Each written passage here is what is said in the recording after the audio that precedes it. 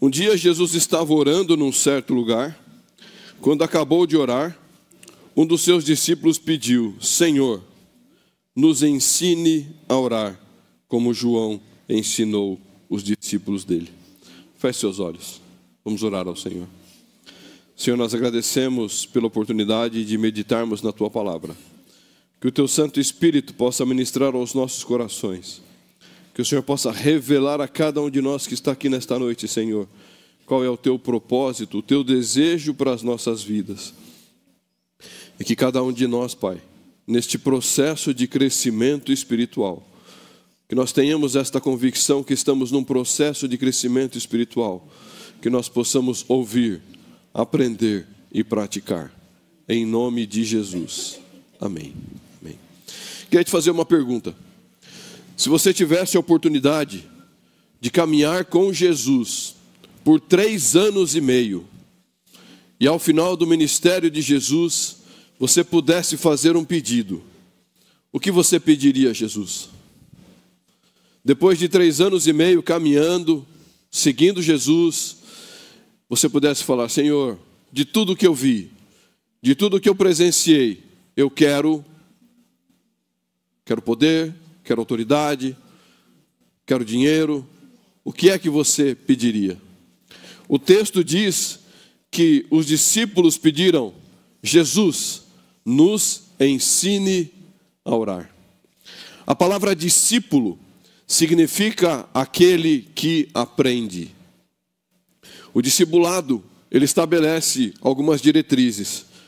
Quando você é um discípulo e você tem um mestre, você observa aquilo que seu mestre faz, você reproduz, você copia aquilo que ele faz, você segue literalmente os seus passos, Você pratica os princípios daquele que é o seu mestre.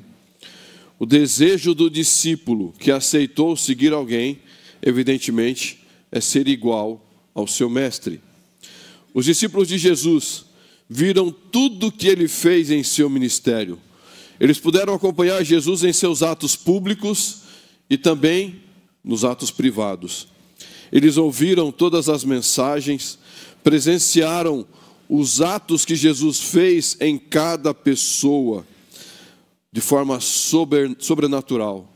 Cada libertação que Jesus aplicou sobre aquelas vidas, uma diferente da outra. Não há nenhuma igual à outra. Mesmo se você comparar as curas dos cegos, que foram muitas, nenhuma foi igual à outra. Nada que Jesus fez no seu ministério foi algo parecido ou igual com o outro. Testemunharam todos estes milagres, viram e ouviram muitas orações que Jesus fez ao Pai. 3 anos e meio com Jesus. Eles viram o Deus Filho falando com Deus Pai através do Deus Espírito. Jesus teve uma comunhão contínua com o Pai na presença dos seus discípulos. Jesus ensinou a orar pelo exemplo. Como mestre, Jesus orava publicamente na frente daqueles homens para que eles também observassem e entendessem a importância da oração na vida, no ministério de um cristão. Os discípulos não testemunharam uma contínua comunhão religiosa, mas não estava focado em receber, focado em somente fazer tarefas. Eles viram de verdade em Cristo uma vida de oração. Se nós começarmos a buscar textos aqui, nós vamos achar muitos textos falando sobre Jesus. Marcos 1,35 diz: de madrugada, em meia escuridão, Jesus levantou-se e saiu da casa e retirou-se para um lugar deserto, onde ficou orando. Lucas 6,12: e retirando-se, seguiu para o monte e passou a noite toda orando a Deus. Jesus não precisava fazer esforço para começar uma conversa com o Pai. Ele estava ali conversando e simplesmente passava de estar falando com aquelas pessoas ao redor. Ele levantava os olhos e dizia: Pai, eu sei que Tu me ouves, eu sei que sempre me ouves. É comum olharmos textos de Jesus orando ao Pai diante de momentos que estava conversando com o público, os discípulos viram Jesus orar, mas também assistiram com temor demônios que foram expulsos pela palavra de Cristo. Atendendo à ordem de Jesus, os cegos enxergaram, os coxos andaram, eles tiveram a honra. Vocês já imaginaram qual era e qual foi a honra de estarem presente na primeira pregação, primeira e única, apesar de ter o registro, mas na pregação com o seu autor, o magistral Sermão do Monte. Eles estavam lá quando Jesus pregou o Sermão do Monte. Eles puderam ficar perplexos com a oratória de Jesus e as suas metáforas sobre o reino de Deus. Eles devem ter ficado abismados de ver tanta eloquência, tanto conteúdo, de uma forma tão resumida no Sermão do Monte. Eles observaram o evangelismo de Jesus, o evangelismo simples com a mulher no poço. Eles observaram Jesus sentado à mesa com os pecadores, e quando se levantava dessa mesa de pecadores, havia tido conversão. Um evangelismo simples. Os discípulos viram com espanto Jesus curar leprosos. Uma carne apodrecida, às vezes faltando um pedaço, se recompõe diante dos olhos daqueles discípulos. O mesmo ocorreu quando Jesus trouxe vida aos mortos. Lázaro saiu do túmulo, mesmo depois de ouvir Marta dizer: Jesus, Senhor, já faz 4 dias que ele morreu, ele já está cheirando mal. Ela estava dizendo: Jesus, a carne do meu irmão já se desfez, já se apodreceu, não há mais nada o que fazer aqui, Jesus. Mas Jesus, elevando os olhos aos céus, ao Pai, Jesus orou por mais um milagre. E Lázaro, depois de 4 dias que estava morto, Lázaro saiu vivo e totalmente recomposto do seu túmulo. Pedro caminhou com Jesus sobre as águas, e todos viram Jesus ordenar ao mar e ao vento que se acalmassem. Que habilidade com a natureza, que alegria esse superpoder, né? Poder dizer: sopre o vento, cesse o vento, quietinho, mar, fica quietinho, não faz barulho não, fica bem quietinho agora. Que poder sobrenatural. E apesar de tantas experiências, apesar de tantas possibilidades, apesar de tantos testemunhos milagrosos, não há registro em nenhum livro da Bíblia, em nenhuma escritura, onde eles se reuniram e disseram: Senhor, ensina-nos a pregar um sermão tão lindo quanto o Sermão do Monte. Não há registro de falar: Jesus, nos ensina a curar. Nós queremos curar, Senhor, o que nós queremos é o dom da cura. Nos ensina a curar, Senhor, é o que nós queremos. Nos ensina a profetizar. Nos ensina a olhar para uma pessoa e dizer: olha, vai acontecer isso na sua vida. Nos ensina a fazer milagres. 3 anos e meio com o Filho de Deus. E o principal pedido daqueles homens foi: Senhor, ensina-nos a orar. Nós queremos aprender a orar, Senhor. Os discípulos foram testemunhas oculares do ministério sobrenatural de Jesus. E o que sustentou o ministério de Cristo foi a oração. Era a oração a base do ministério de Jesus. O resumo do aprendizado daqueles homens é que, ao olharem todo o ministério de Cristo, entenderam que sem oração não haveria ministério. O pilar central do ministério de Cristo foi a oração. Tudo o que ele fazia estava baseado na oração. Cristo, antes da sua morte, falou: Pai, se podes, passa este cálice de mim. Mas, Senhor, que se cumpra a tua vontade sobre a minha vida. Cristo orou e respondeu, recebeu um não do Senhor. Falou: não dá para passar, Jesus. Meu filho, esta eu não posso atender. este eu não posso passar. E Cristo aceitou o não do Senhor e foi para a cruz, porque este era o seu propósito. Mas isso não reduziu, isso não eliminou a comunhão de Cristo com o Pai. A oração foi o pilar central. Ensina-nos a orar. Seria como se os discípulos dissessem: eu quero a minha vida, eu quero para a minha vida aquilo que acontece, Jesus, quando você levanta a sua cabeça para os céus e chama o Pai. É isso que eu quero viver, a minha experiência no meu ministério, na minha vida espiritual. É isso que eu quero para mim. Eu quero fechar os meus olhos e clamar a Deus, e conversar com Deus, e saber que Deus está ouvindo a minha oração, e saber que Deus vai responder a minha oração.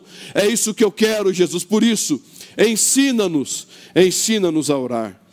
Eles entenderam que havia só um caminho sobrenatural, um caminho que é estreito, um caminho que é penoso, um caminho que é difícil para que as coisas acontecessem. Nada daquilo que eles viram no ministério de Jesus teria acontecido se não fosse uma vida de oração. Jesus sabia também da necessidade de orientá-los.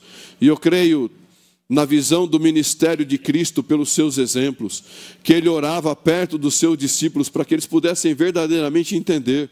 E a Bíblia nos mostra que eles entenderam, porque foi isso que eles pediram como algo que o Senhor pudesse dar a eles. Senhor, eu não quero outras coisas. Eu quero que o Senhor me ensine como eu oro, como o Senhor ora. Jesus sabia da necessidade. E quando nós olhamos o ministério de Cristo, por diversas vezes, o Senhor está ensinando aqueles homens a orarem. O Senhor os convida para que eles orem junto. Está certo que alguns dormiram durante a oração, mas o Senhor os convidava. O Senhor orava, o Senhor levantava de madrugada. O Senhor vivia um exemplo de oração.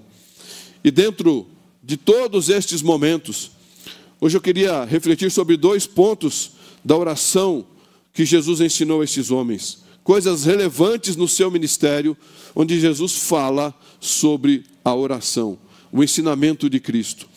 Primeiro ponto diz assim: orem em meu nome. Jesus ensinou sobre a importância de usar o nome dele quando forem orar. Disse aos discípulos: e tudo que vocês pedirem em meu nome, isso farei, a fim de que o Pai seja glorificado no Filho. Se me pedirem alguma coisa em meu nome, eu o farei. Quando nós oramos a Deus, usando o nome de Jesus, nós nos aproximamos de Deus com base nos méritos de Cristo. Nós não temos méritos na presença de Deus. O homem não tem mérito. Mas quando nós nos aproximamos de Deus, dizendo: eu não estou aqui por mim, eu estou aqui em nome de Jesus. Já chegou em algum lugar para ser atendido e não te deram atenção? Isso é muito comum em área pública, né? Você chega e tenta e vai, você não consegue. Você fala: olha, eu estou aqui porque o fulano de tal me mandou aqui. Ah, vem cá, pode vir aqui. Ó. Sai dessa fila longa e vem para cá que você vai ser atendido. Cristo é o único que tem acesso ao trono de Deus. Por que somente Cristo? Por que este privilégio? Por que esta honra? Porque só Cristo tem essa autoridade de se achegar diante de Deus. Porque somente Cristo pagou o preço da morte na cruz. Somente Cristo venceu a morte. Somente Cristo venceu o pecado. Nenhum santo, nenhuma santa é digna dessa honra. Nenhum santo ou santa é digna dessa autoridade. Nenhum santo ou santa pode ser conselheiro de Deus, conselheiro de Cristo. Só Cristo tem autoridade de nos aproximar, de nos apresentar diante de Deus. Dar honra a qualquer outro nome é reduzir o maior de todos os milagres, a morte do Filho de Deus na cruz para salvar pecadores. Por isso, há uma regra essencial para tudo, quando Jesus fala, tudo que pedires em meu nome. Há uma regra para esse tudo: orem sempre em nome de Jesus. E o quão abrangente é esse tudo que nós pedimos? o parâmetro mínimo que o Senhor nos ensina nas Escrituras, quando Ele fala o que é tudo.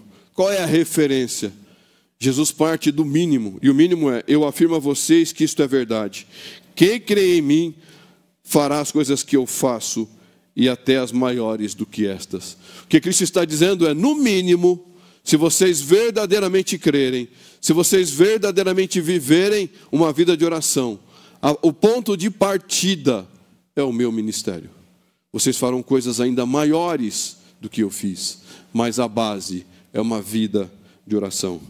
John Piper, no sermão dele, ele diz assim, sobre a relevância da oração, ele diz: eu nunca me perdi num sermão ao ponto de não saber o que eu estava falando. Não posso dizer o mesmo sobre estar orando. Ou seja, um dos grandes pregadores, ele estava dizendo a dificuldade de nós nos mantermos em oração. Talvez você já tenha tido essa experiência de estar orando e de repente falar: onde foi que eu parei mesmo, Senhor? O que eu estava dizendo mesmo? E bate aquela vergonha por dentro, né? E aí você recomeça a sua oração. Isto é humano, irmãos.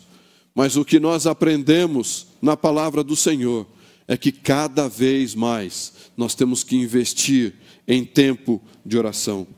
Orem em meu nome, Jesus estava dizendo. E como o Pai respondeu às minhas orações através de mim, Ele continuará respondendo às orações de vocês. Terminar uma oração dizendo em nome de Jesus não pode ser um ritual para garantir eficácia. Quando nós falamos isso com sinceridade diante do Senhor, nós estamos orando como se nós falássemos: Pai, eu estou lhe apresentando estas petições sobre a autoridade do nome daquele que recebeu o poder no céu e na terra, o seu Filho Jesus. O que eu estou pedindo nesta oração, Pai, é algo que o teu próprio Filho também pediria se ele fizesse essa oração em seu nome. Porque Jesus sempre desejou em seus pedidos o que nós agora aqui estamos desejando, Senhor. O que eu peço, Cristo também pediria. Isso coloca em nós, irmãos, a responsabilidade de sabermos o que nós estamos apresentando diante de Deus. Quais são as nossas petições diante de Deus? Se Cristo pediria aquilo que você tem pedido em suas orações, o que é que você tem pedido em suas orações? Tem alegrado e Cristo estaria dizendo: eu pediria isso também. Ou você tem envergonhado o nome daquele em quem você tem pedido? Você está pedindo algo que Cristo não pediria? Tudo o que Cristo fez quando estava entre nós era para glorificar o Pai. Então, jamais desejaremos algo que contraria Jesus, que não seja para a glória de Deus Pai, pois Ele afirmou, a fim de que o Pai seja glorificado no Filho. Os milagres que Jesus fez aqui entre nós, que abençoaram o povo, foi para a glória de Deus. Cristo fez cura, Cristo abençoou o povo, multiplicou o pão, para que o povo pudesse ver a glória de Deus através de Jesus. Então aqueles pedidos foram sim para manifestar a glória do Senhor. Mas Cristo não pode ser envolvido em nossas petições se o propósito não for para a glória de Deus.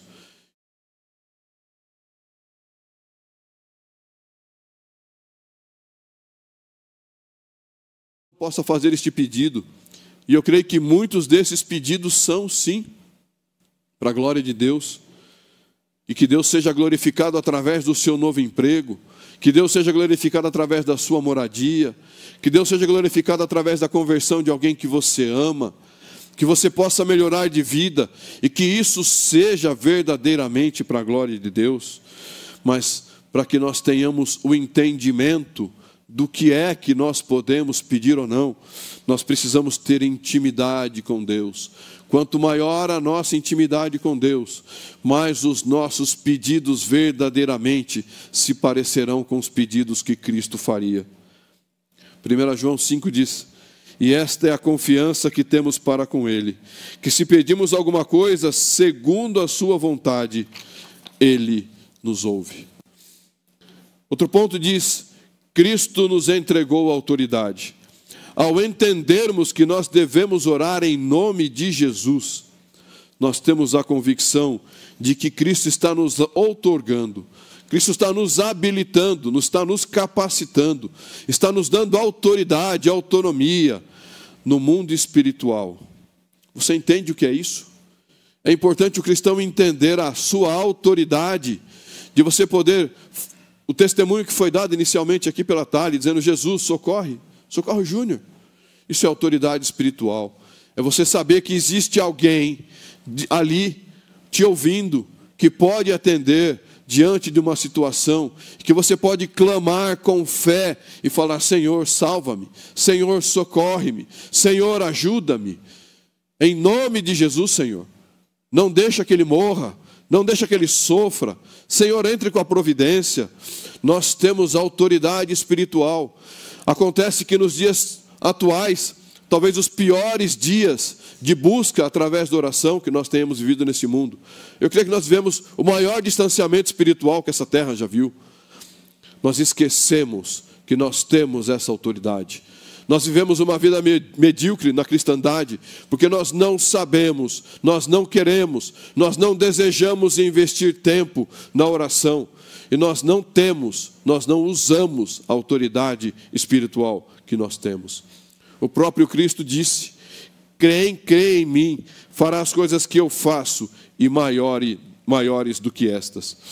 Para que nós recebemos autoridade espiritual? Porque o Senhor nos outorgou dizendo: peçam em meu nome, peçam, orem, falem em meu nome. Nós recebemos autoridade, irmãos, para que nós pudéssemos proclamar o Evangelho em nome de Jesus.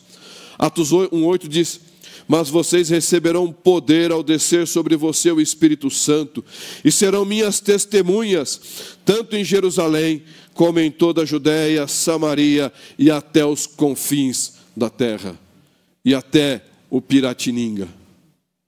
Recebemos autoridade e capacitação para ensinar e fazer discípulos. E a pergunta: temos usado esta autoridade nesta igreja? Temos vivido esta autoridade, usado isso para poder proclamar o Evangelho? Estamos batizando em nome do Pai, do Filho e do Espírito Santo, pessoas que estamos resgatando lá fora. Temos tido uma vida de oração pensando naquelas pessoas que não conhecem o Evangelho do Senhor. Ele nos encheu de autoridade e de coragem, como fez com Davi, quando enfrentou o urso, quando enfrentou o leão, quando enfrentou Golias. Timóteo diz: porque Deus não nos deu espírito de covardia, mas de poder, de amor e moderação. Autoridade espiritual para pedir em nome de Jesus. Capacitação espiritual para ensinar em nome de Jesus. Poder espiritual para sermos testemunhas sobre o amor de Deus, que traz salvação para aqueles que estão mortos. Coragem para lutar as batalhas espirituais em nome de Jesus.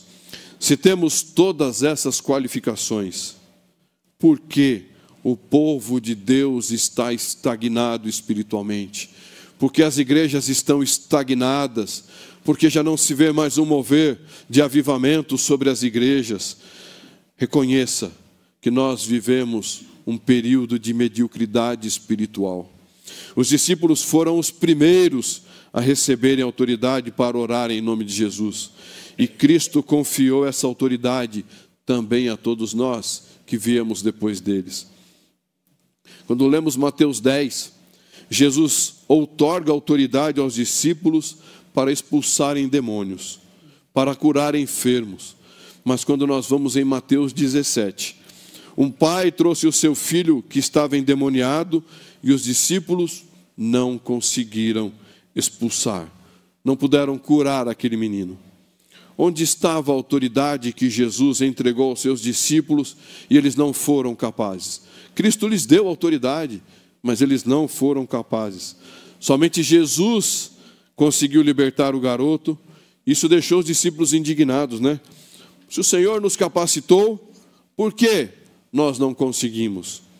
Jesus respondeu: vocês precisam orar mais. Vocês precisam ter uma vida de oração. Vocês precisam jejuar. Tem castas que não saem somente com uma palavra. Tem castas que somente sairão com uma vida espiritual dedicada. Jesus estava ensinando aqueles homens de que eles, o ministério deles, tal qual a nossa vida cristã, ela será do tamanho das nossas orações. A sua vida cristã, o seu ministério, a sua vida espiritual, ela será do tamanho que você tem orado. O quanto vocês orarem, Jesus estava dizendo a eles, isso vai levar vocês a um patamar espiritual de poder expulsar qualquer demônio. Mas se a vida espiritual de vocês for uma vida medíocre, vocês terão um ministério medíocre. As nossas vidas serão de acordo com o quanto nós oramos. Nos falta uma vida de oração. E a razão pela qual nós não temos uma vida de oração é porque nós não ainda entendemos. O ser humano não entendeu o valor de uma vida de oração. Nós olhamos para as nossas necessidades deste mundo, que verdadeiramente nós não podemos abandonar.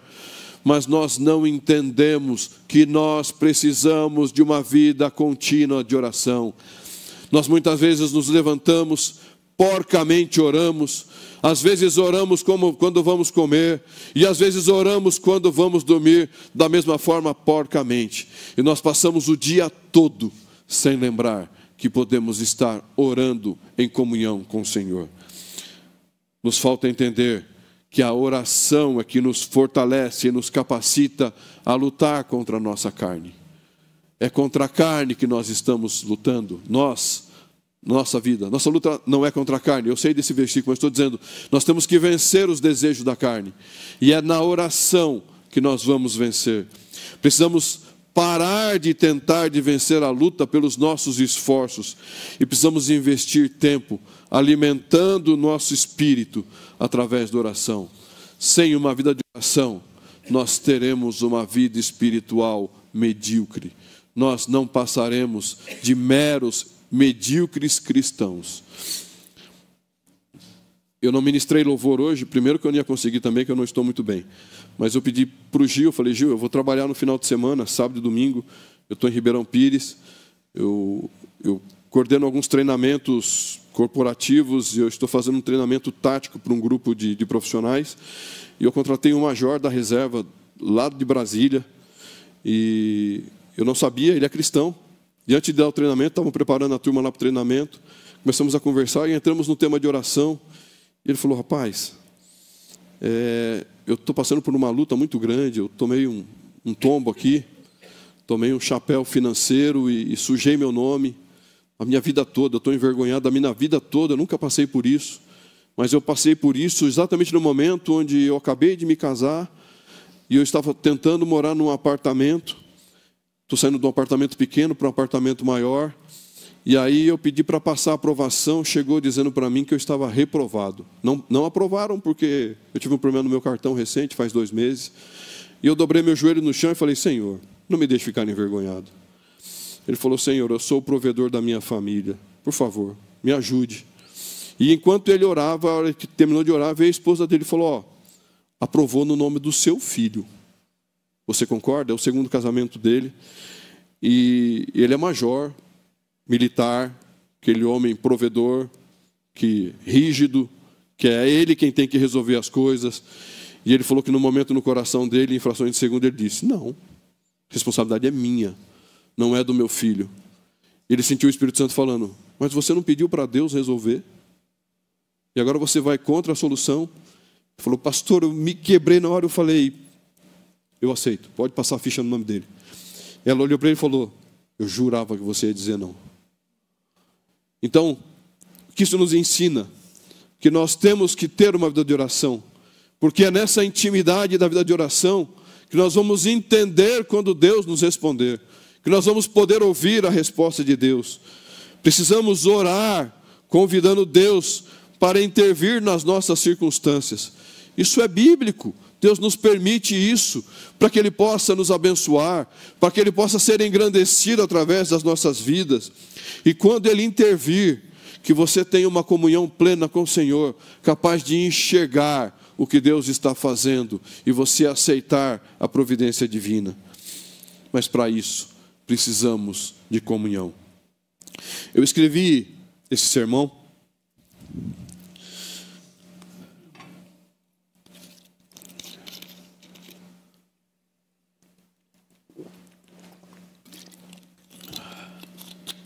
para não chorar, irmãos. Não vou negar. Eu escrevi esse sermão após ler esse livro. George Miller, um dos maiores exemplos de fé e oração da história da igreja. E eu não me contive em comprar um livro, eu comprei logo uma dúzia. E o resumo dessa história aqui só está o testemunho da vida dele.